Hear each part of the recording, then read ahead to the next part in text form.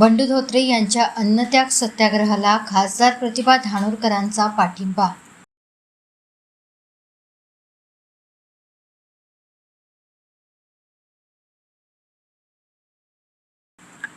प्रस्तावित लोहार-डोंगरी लोहखनिज उत्खनन प्रकल्पामुळे ताडोबा-अंधारी व्याघ्र प्रकल्पाच्या कॉरिडॉरला निर्माण झालेला धोका आणि जिल्ह्यातील भीषण मानवी वन्यजीव संघर्ष या प्रश्नाकडे लक्ष वेधण्यासाठी इकोप्रो संस्थेचे अध्यक्ष तथा पर्यावरणप्रेमी बंडू धोत्रे यांनी जिल्हाधिकारी कार्यालयासमोर अन्नत्याग सत्याग्रह सुरू केला आहे।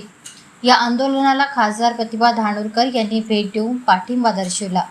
यावेळी त्यांनी आंदोलनकर्त्यांशी सविस्तर चर्चा करून त्यांच्या प्रलंबित 16 मागण्या जाणून घेतल्या। या प्रसंगी माजी महापौर तथा नगरसेवक संगीता अमृतकर, सुनंदा धोबे, गोपाल अमृतकर, प्राध्यापक डॉक्टर योगेश दूधपचारे, प्रोफेशनल काँग्रेस अध्यक्ष रामकृष्ण कोंडा आदींची उपस्थिती होती। लोहार-डोंगरी प्रकल्प ताडोबाच्या मुख्य टायगर कॉरिडॉरमध्ये येत असून त्यासाठी सुमारे 1825 वृक्षांची कत्तल केली जाणार आहे।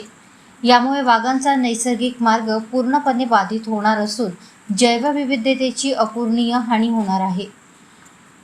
चंद्रपूर जिल्हा सध्या देशातील सर्वात भीषण मानवी वन्यजीव संघर्षाचा सामना करत असून मागील 5 वर्षात 200हून अधिक नागरिकांचा मृत्यू झाला आहे।